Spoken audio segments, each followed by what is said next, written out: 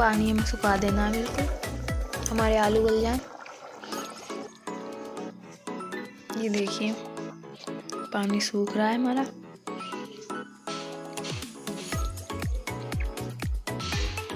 अब अच्छे से हम भून लेंगे इसको भी। पानी देखिएगा हमारा बिल्कुल सूख गया है।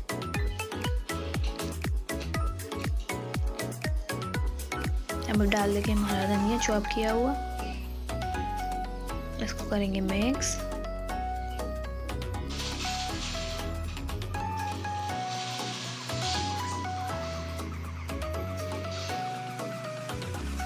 तो गाइस रेडी है हमारा कीमा बनकर।